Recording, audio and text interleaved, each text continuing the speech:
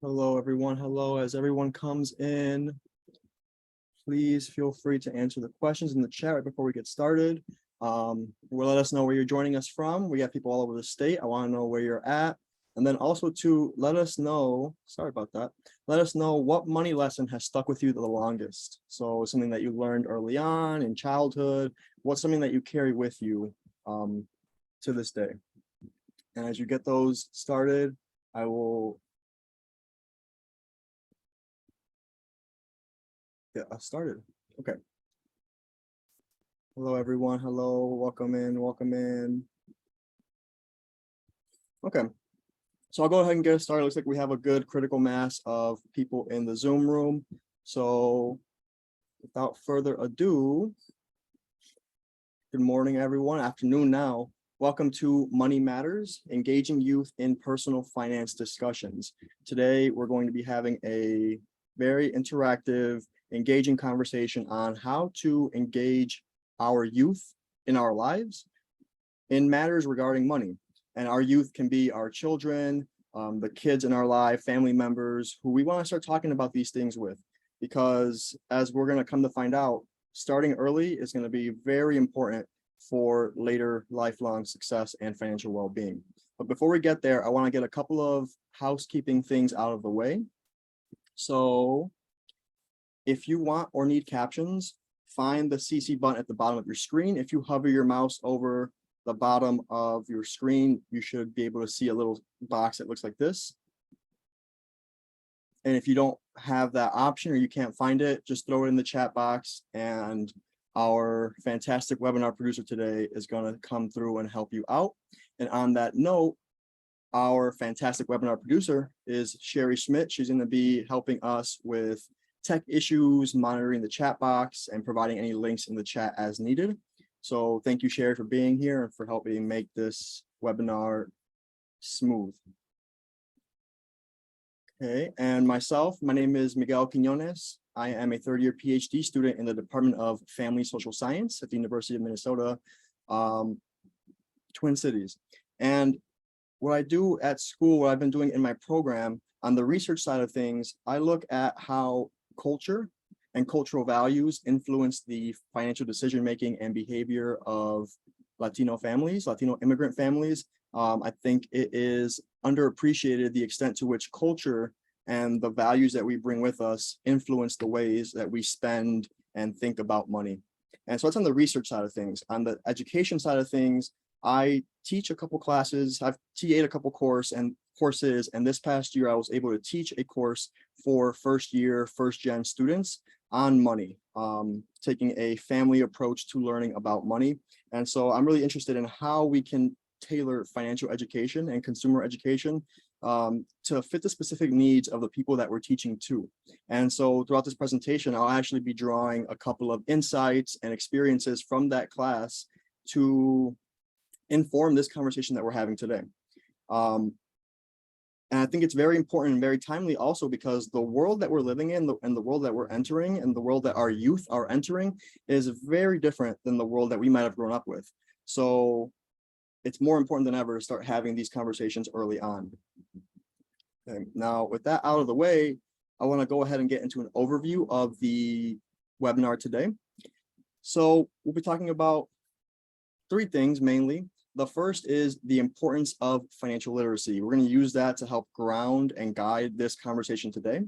And then we're going to move into hot topics for today's youth. So what are the youth of today? What are they interested in? What are they engaging with?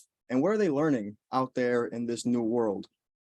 And once we get that understanding, it's going to help us move into the next topic, which is ways to engage with youth. So now that we know what they are into, what are ways that we can bring them into the loop where we as parents or caregivers can engage them in these conversations around money?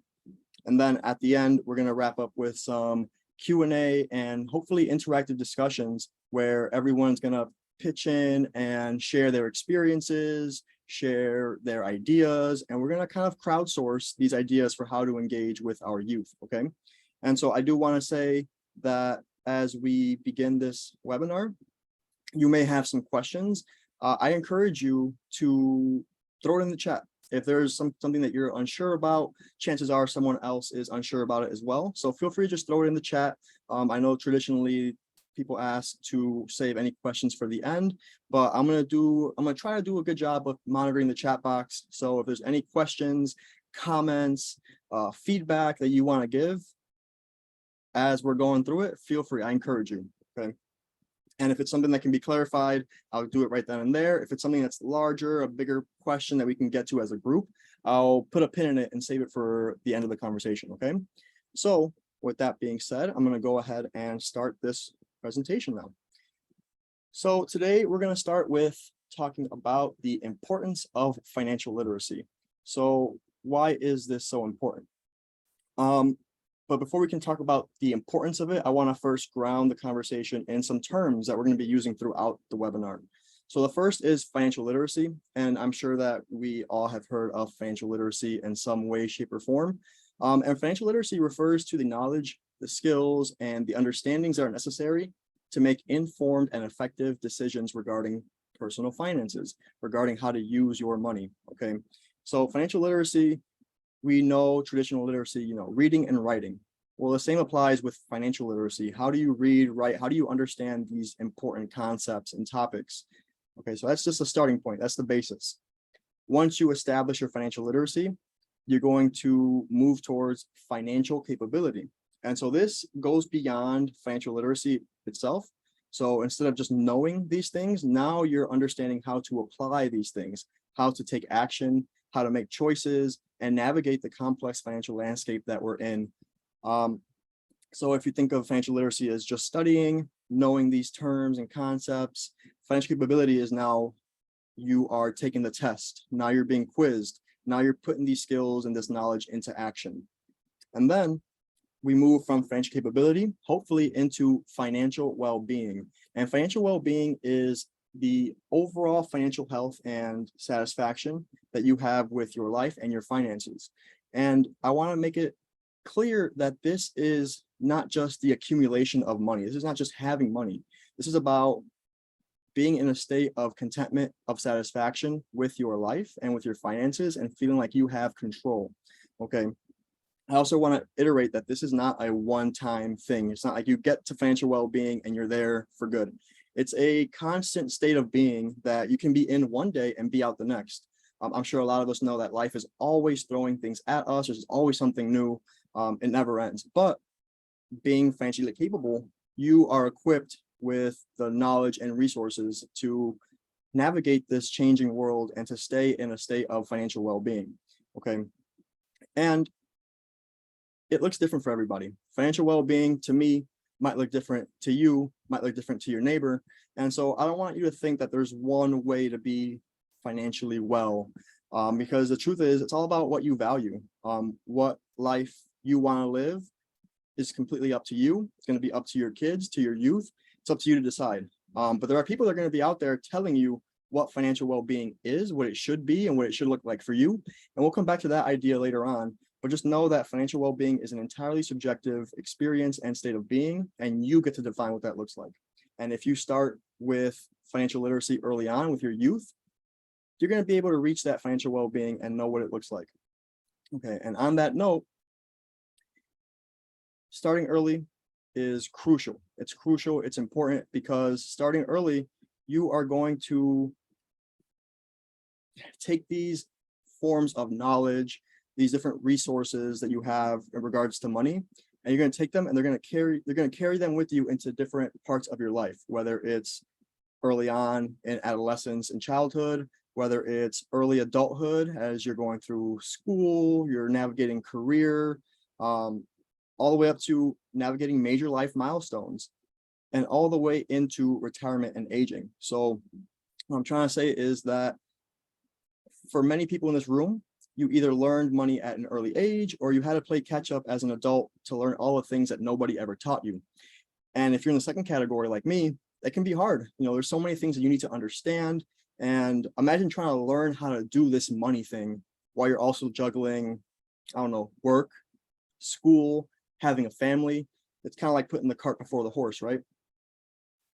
So it's something that you got to get used to throughout each life stage. We got to plant those seeds early on to minimize the trouble and the discomfort that our youth, might face across these major life stages, and to ultimately achieve that financial well-being. And so now I'm going to get more specific about what this looks like. So early life experiences.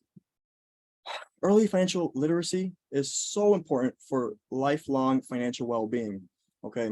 And research has shown that early financial literacy, so exposing your children, your youth to these topics early on, it positively influences savings behavior, budgeting habits, and overall making informed financial decisions.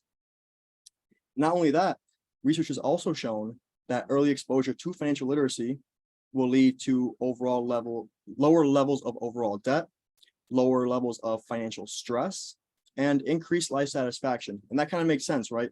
I feel like a lot of the stresses that we may or may not have are related to money. There's never enough, or you gotta spend on this or that. And so if you have financial literacy early on, you're gonna be well prepared to take on those challenges, and it's gonna reduce the ability for financial stress to really weigh on you, to really hold you down. So on top of that, children who receive financial education early on in life, they're more likely to pursue higher education, attain higher incomes, and experience upward economic mobility, okay? And it also contributes to the development of positive attitudes towards money and financial responsibility. And there's a concept that I want to bring your attention to. And there's this idea of money scripts. If you've ever heard of money scripts, feel free to throw it in the chat. But money scripts are this idea put forth by this person named Brad Klontz, who is a fantastic thinker in this space of financial well-being. And money scripts basically refers to your unconscious beliefs around money that are rooted in childhood experiences. Okay, and these money scripts are internalized on a deep level, and they inform the way that we navigate the world, the way that we think about money, the way that we do money.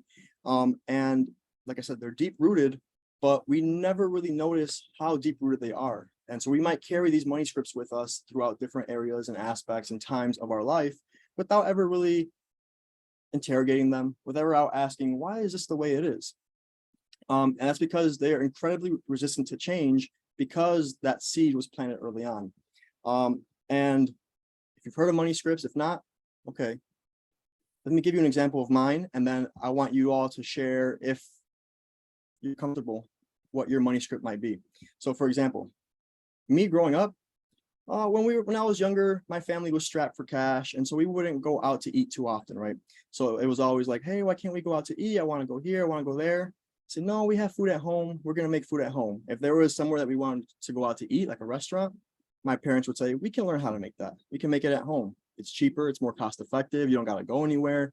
And so these early formative experiences for me, I carry that with me today, where even today, now that my income is stable, I can afford to go out to eat if I want to. I like eating, I like good food, but this money script is still operating where I say, man, I don't want to go out to eat. Let me just make food at home. I'm very DIY friendly now. Everything that I can do at home, everything that I can learn how to make by myself, I'm going to do it.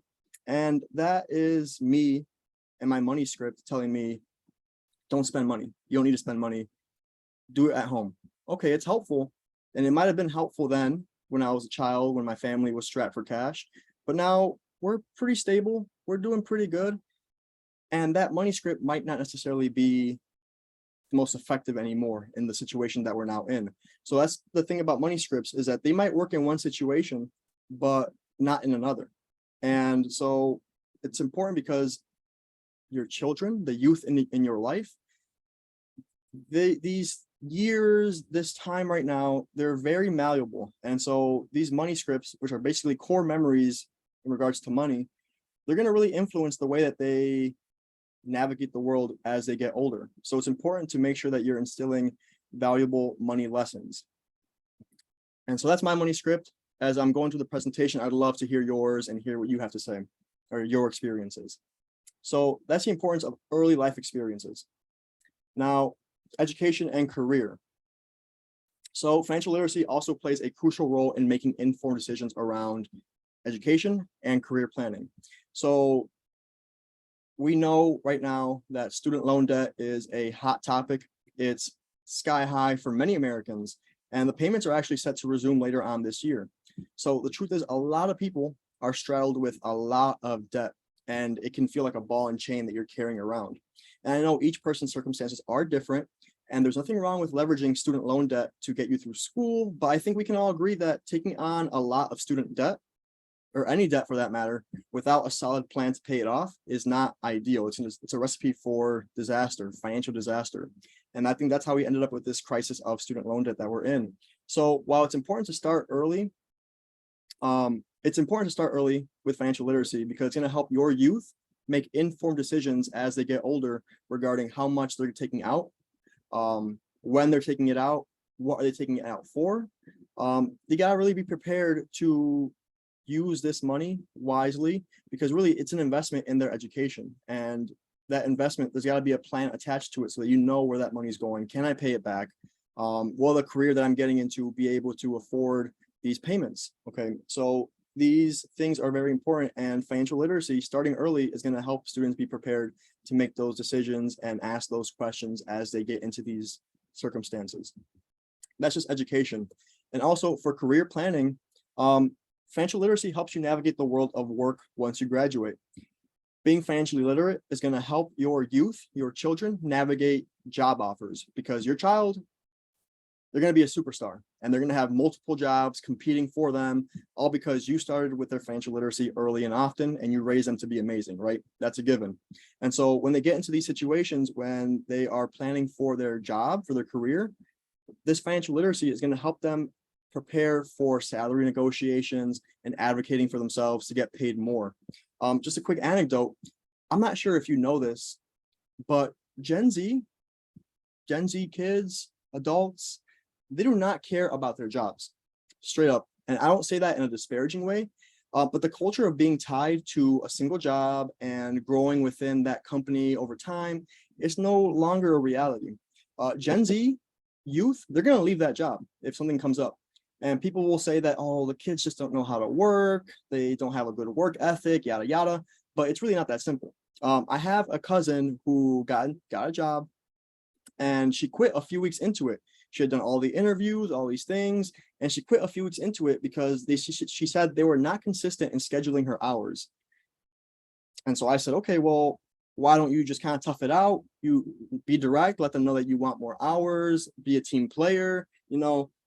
And she laughs in my face and she says, this job does not care about me, so I don't care about them. I told them I wanted 40 hours. That's what I came in with, and they're not giving it to me, so they don't value me as a person. I'm out. See, now that attitude, it's real and it's pervasive. It's everywhere. And that's a whole other conversation, but that's the reality. Gen Z, whether you want to call them lazy, stubborn, whatever, they know their worth. And so they know jobs are out there, they're going to pay them more if everything works out. So this attitude plus financial literacy is going to make them unstoppable and they're going to find their fit. And so it's important that you plant those seeds early on as well to make sure that they're in those positions to get that stuff done. Major life milestones. So as we move through life, we're going to get into more complex financial situations. And you want to be prepared. You want them to be prepared for when they get there. So whether it's purchasing a car or a home, starting a family, or planning for retirement, you want them to know what they're getting into. And I'm sure that we've all encountered a sleazy salesman, car salesman who's trying to get us to not give us the best deal. They say they do, whatever. Being financially literate is going to help you come to that offer, that table, that negotiating table, and say, I know what I want, I know what I need, cut the theatrics. Also, not just cars, but homes. Homes are the biggest purchases that we're ever going to make for most of us.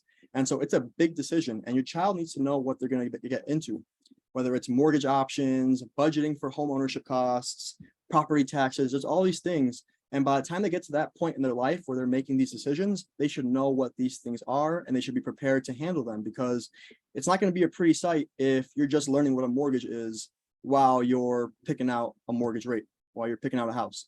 So it's important to start early so that these hiccups can be avoided. And by the time they get to these milestones, they're going to be leagues ahead. they're gonna be way better prepared in this market, whether it's a home, whether it's buying a car. They're gonna be a lot more prepared than someone who doesn't have financial literacy, who wasn't exposed to these things early on, because they've spent a lot of time, a lot of years thinking about this, planning for this, saving for this, because you, the parent, started early on. And there is this term that I want to bring your attention to, sliding versus deciding. Okay, it's this idea where when you're making a big decision, are you sliding or are you deciding? Are you just kind of sliding into it, going with the flow, seeing what comes up, or are you actively taking the time to be intentional, to really make a decision based on your values, on your reality, on all these different factors? So it's the difference between just kind of going with the flow and doing things happenstance, or am I really taking control of the situation and knowing what I'm getting into? And when it comes to making these big purchases, going through these major life milestones, you want your children to decide, to actively decide. And it's going to put them in a better situation than if they were just kind of walk into certain situations, walk into a car dealership and say, hey, just show me what's good, show me what works out, what might be best for my budget. You want them to be prepared. You want them to be prepared so that they know what they're getting into. Retirement and aging. So financial literacy is also super important for this stage of life, because by the time you are getting ready to retire, you want to be secure. You want to have something to leave behind to your kids, your grandkids, the rest of your family. And it's important to be financially literate, because it's going to allow you to go into retirement comfortable. So if you develop financial literacy early on, you're going to be better equipped to understand retirement and savings options, how to manage your investments, and make informed decisions about long-term care. Okay, because like I said, you really want to be comfortable as you go into retirement. And we know that Medicare funds, they're running out.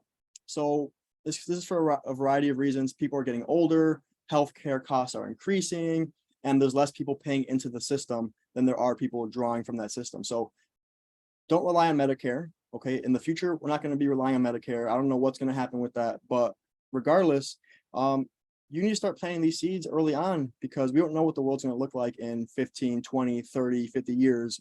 So don't rely on the Medicare is what I'm saying. Another thing too, there might be cultural differences around retirement. So my family, they're Mexican, and in Mexican families, Mexican culture, it's the norm that your children are your retirement plan, because more often than not, the grandparents live with the family takes care of the grandparents. It's a cultural custom. And while that might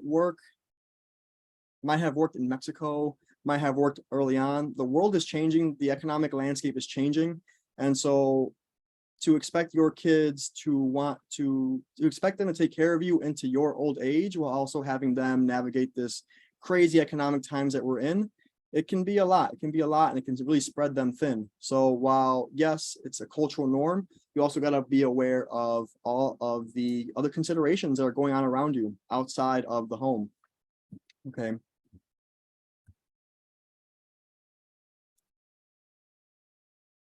I see a couple of things in the chat. I'll get to them right now. Importance of financial literacy, just a quick overview. Again, you want to plant those seeds early on. Those early life experiences are crucial, because they're going to spill over into your youth's education and career, their major life milestones, and their retirement. So really, it's about planting a seed that is going to grow, and that shade, you might not get to see it, you might not get to sit in it, but that's the beauty of life, of family, is that you are preparing your future, which is your kids, your youth, to have a good life way after you're gone. So that's the importance of financial literacy and starting early on. Okay. I'm looking at the chat. I see a couple of different things. Did she have another job? She didn't, but she was moving on faith that she was going to find another one. And she ended up finding another one. It took a couple months. It was also during the pandemic, but she did. Good thoughts, Bethany. Good thoughts. I agree. Okay, so now that that's out of the way, Now I want to move into some hot topics for our youth. Okay, what are the kids into these days? I had a whole list of things to talk about. I compiled them into 3 categories: fintech, social media, and cryptocurrency. Okay.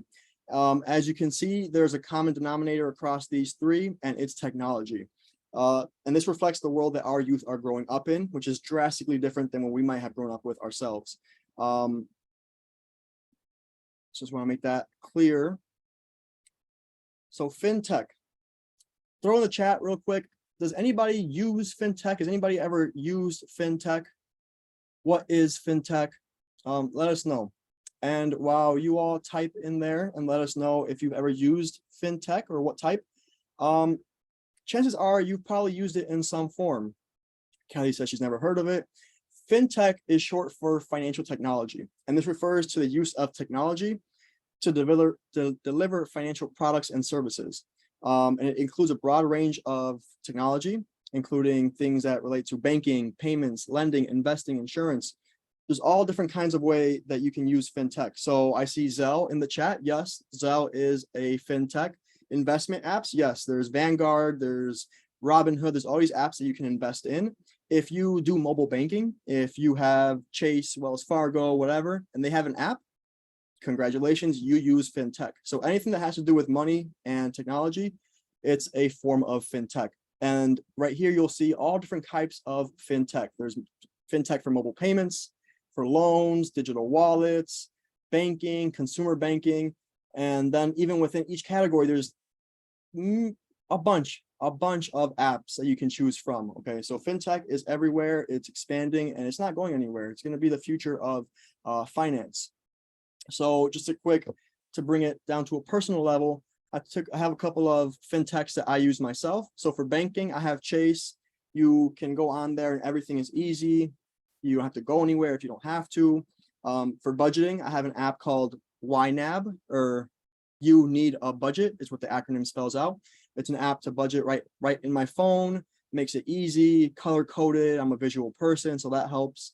Someone mentioned the investment apps. I have Vanguard that I use. I have a good time with them. And then Venmo too, to send payments. A lot of times you go out to eat. Oh yeah, I'll cover the bill. All right, no problem. I'll send you the $20 or whatever. You can do that through Venmo. And I want to make a quick note that this is not an endorsement or an ad for any of these. This is just stuff that I use, but there's all kinds of different variations of these very same apps that other people use and that people can use. So keep an eye out for those. So what are the benefits of fintech? Well, it's accessible. It's easy to use. You don't have to go anywhere. You can do all these things right from the comfort of your bed, from your couch, if you really wanted to. You have AI support. So now even with AI, it's changing the game as well. You can go into one of your apps and like the Chase one or an investment one, and they'll have a little AI person in the chat box saying, hey, what can I help you with? And you tell them what you want to do, and they'll guide you. So it can get real interesting.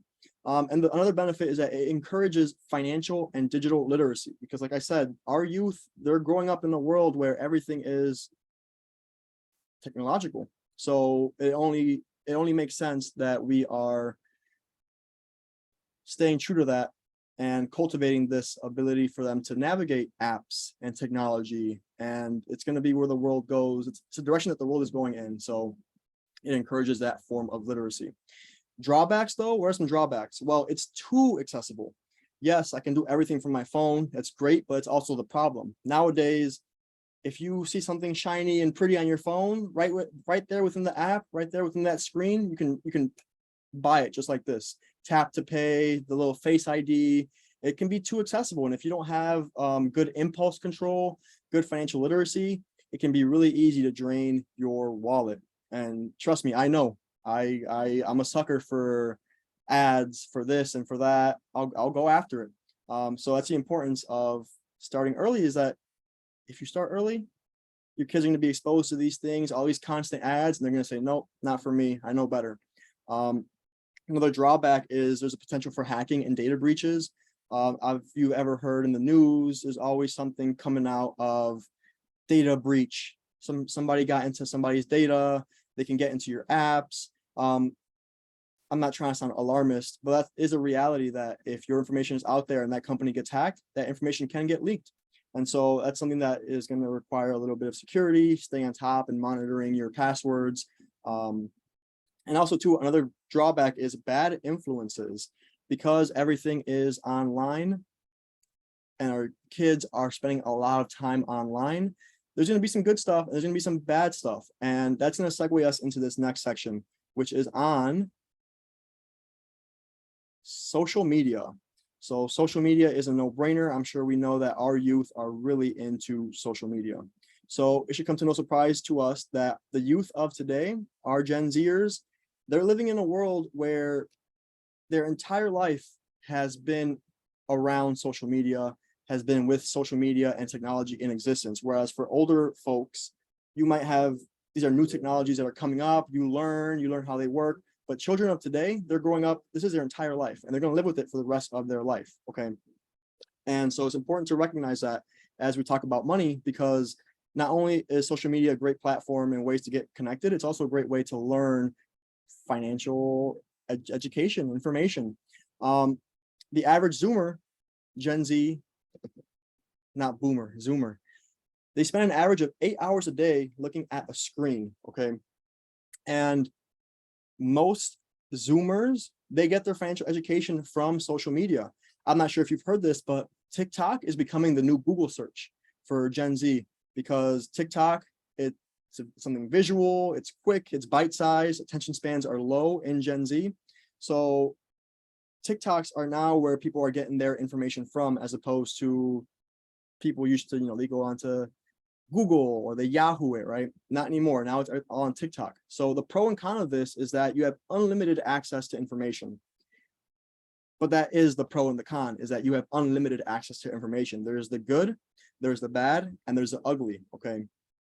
And what I mean by that is there's a lot of sources of information out there.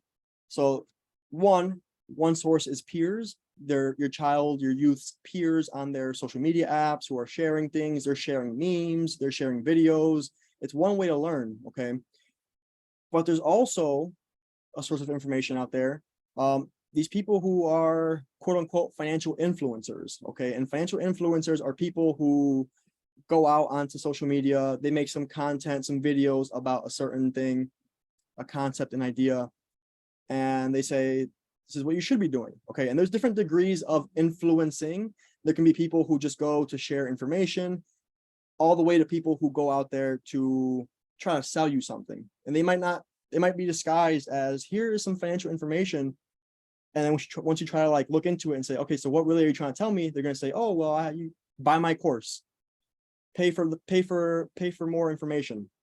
And so that's why it can get really tricky, because you either have educators who really want to teach other people about these things, or you have snake oil salesmen who are just trying to benefit from young minds, people who might not have financial literacy, who might not know better that the stuff they're selling you might not actually be educational or quality content. So it's important for your youth to know what they're getting into, to know how to critically consume this content and this information, okay? Because there's a real potential for them to fall into a wrong side of social media. There's all kinds of scams these days. Even, I'm sure you get the calls of, they want to talk to you about your car's extended warranty, you get the text, it's everywhere. And so youth need to know how to be technologically literate and financially literate, because this world that we're entering, it's different. It's different, and there's different ways to get scammed and different ways to fall into the wrong sides of these matters. So that's social media. And now we have crypto, okay? Cryptocurrency. Please do not shoot the messenger, whatever your opinion on crypto is. This is just something that's big, and it's important for you to take note of and to take heed of as we engage our youth in these conversations. So cryptocurrency, the word crypto means secret. And what makes cryptocurrency secret, so to speak, is that it doesn't exist physically. It exists digitally. It exists in a digital world, and it exists on this technology called blockchain. I'm not personally super in the know about how all these things work, but this is just enough for you to understand that crypto is, despite being digital, it's very much real, and it's very much something that is growing in popularity. And why it's growing in popularity is because it's decentralized. It's not connected to any government or bank, not tied to any specific institution. And it uses cryptography, a method of secure communication to ensure that all the transactions and things that are happening in regards to crypto are secure. And so crypto is kind of hard because you hear a lot of bad headlines about crypto, but the truth is that crypto, it's a form of money. It's a type of money. I couldn't tell you why the value goes up or down, but it does. And so your youth are going to be getting into this. I'm sure they've been exposed to it in some way, shape, or form. And so it's important for you to get in the know and to learn with them, because yeah, it can be confusing, it can be this or that. You should not shy away from it, because your youth are only going to learn more and more. And like I said, there's a potential out there for your youth to get into bad situations. So keep them at arm's length. Okay. Keep them close. Crypto, though, some benefits for it is that it encourages, again, technological literacy. It's not going away. They're going to have to learn it in some capacity at some point or another. It also promotes financial inclusion. If you don't have a bank account, you can pay using crypto. You can pay using bank accounts, digital wallets that you have. And there is real potential for growth and to make money off of crypto. In the class that I taught this past year, I was talking about crypto, and I was trying to really drive home the point that, yes, it's good, but also make sure that there's risk. It's really risky. It can be like gambling. And this one student didn't really like that. He said, I appreciate the words of caution, but me and my brothers, his older brothers, we've been learning about all this crypto stuff, and we made like $3,000 in a week last week. And I said, I'm sure you did. I'm sure you did. So I don't want to give the impression that crypto is bad. It's just like anything else out there. You got to learn how to use it. But there are benefits and there are harms. The harms being that it's not very stable. So far, it's been volatile. So there is that risk involved. But there's also risk involved with just the US dollar. It goes up, it goes down. Okay. And there's also no consumer protections for crypto. So you see this little headline that I pulled out right here. A man had a bunch of money in crypto in his little Bitcoin, but he didn't remember the password to that digital wallet. And so it's just sitting there. And so that's kind of a funny, for me, being on the other end of that. It seemed kind of funny, right? You just lose so much money, but that's also very real. There's no regulations, there's no protections. So keep that in mind. But the bottom line is that it's here to stay. Ignoring or resisting it is going to keep you further from engaging with your youth. So learn with them, learn with them.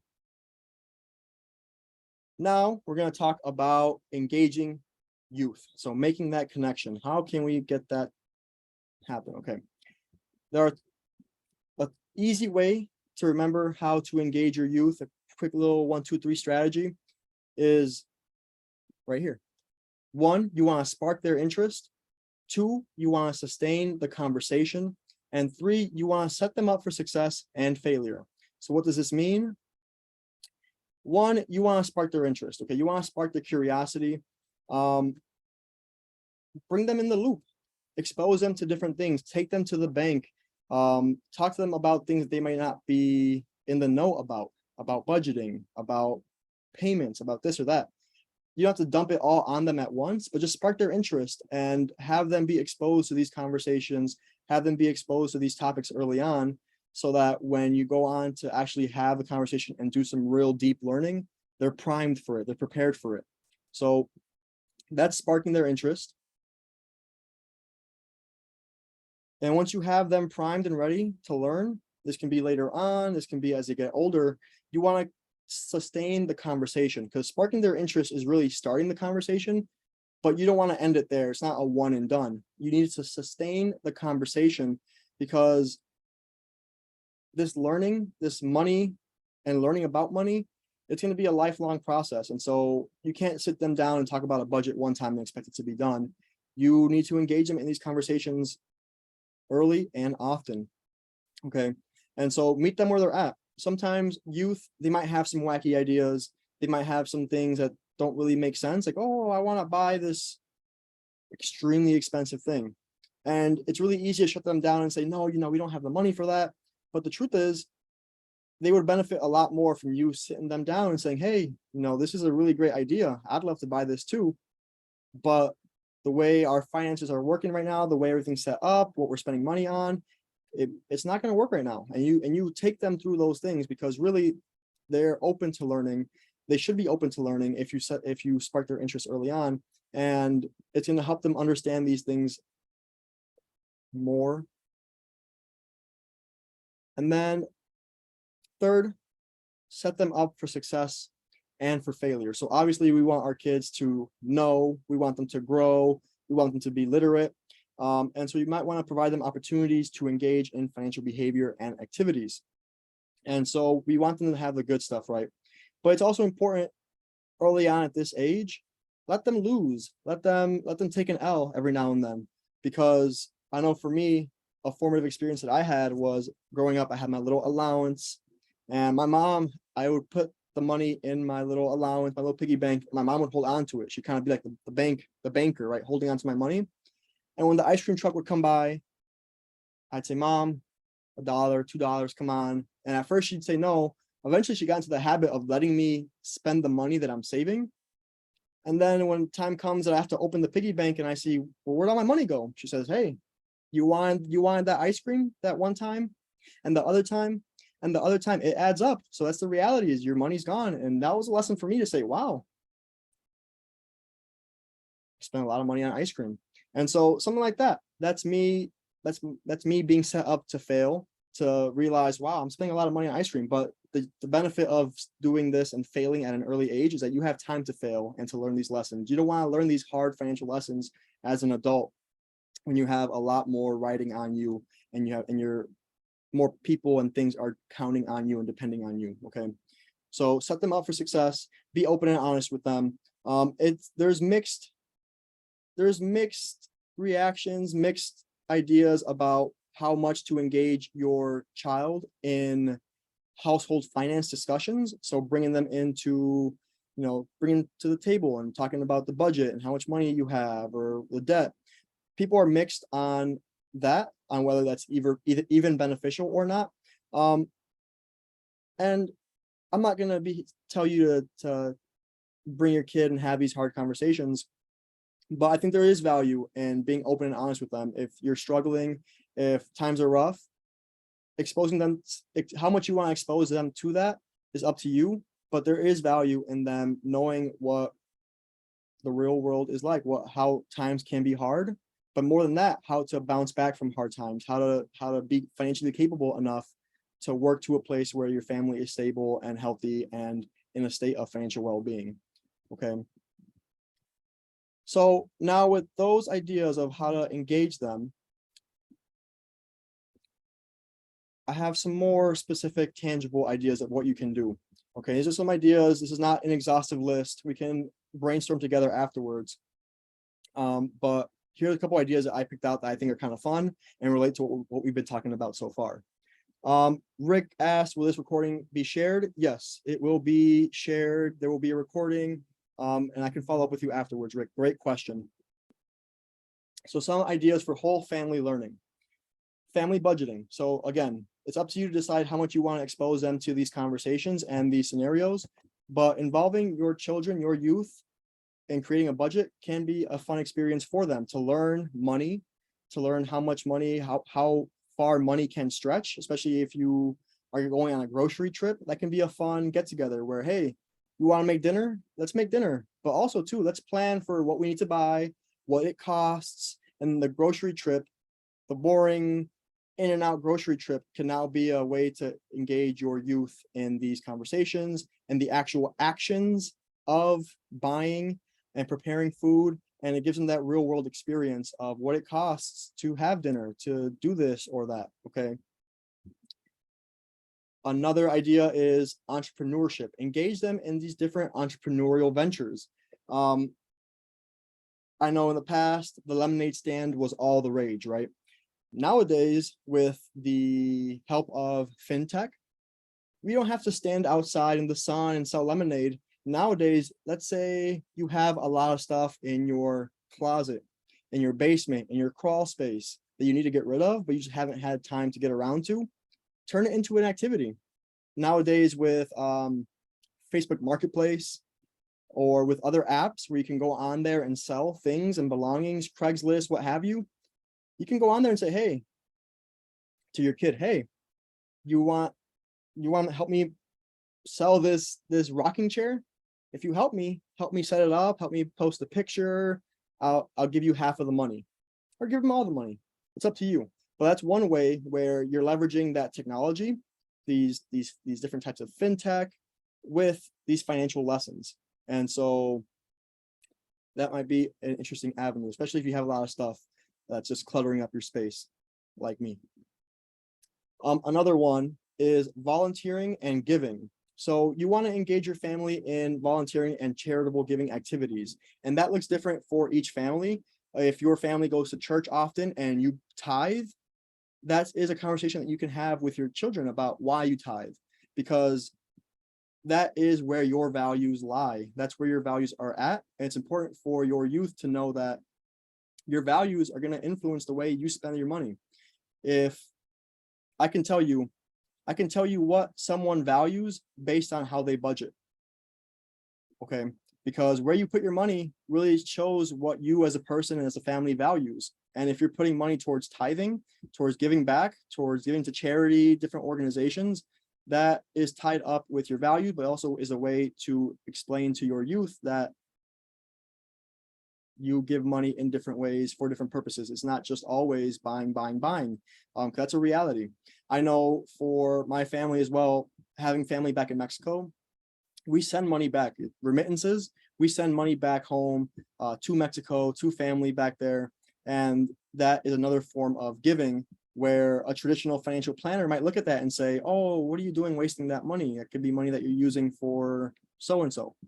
But the reality is that for a family who is Mexican, who believes in the importance of supporting family, this is not just a waste of money. This is part of the family system. This money is staying within the family. It's an important thing for families to engage in. And so having these conversations about where your values lie and how you spend your money according to those values is also very important for children to learn. It's a great way also to instill in them what you might consider good personal and financial values. So in conclusion, just to wrap up, and I'm looking at time, we got a good 15 minutes left, give or take. Just know that early financial literacy leads to lifelong success in your youth. Planting those seeds early is going to provide shade that they are going to sit in comfortably. Also, be in the know about what your kids are consuming, learning, and doing. And a lot of it has to do with technology. So don't shy away from learning about technology, because it's ultimately going to help you get closer to your child and have more in-depth and more constructive conversations. And 3, when it comes to engaging youth, make sure to spark their interest, sustain the conversation, and set them up for success and failure. So the science says that not only are we learning from books and from educators, we're also learning by doing. That's a very valuable way to learn, is by doing. It's called experiential learning. So make sure that you're providing your student, your youth, your child with those experiences.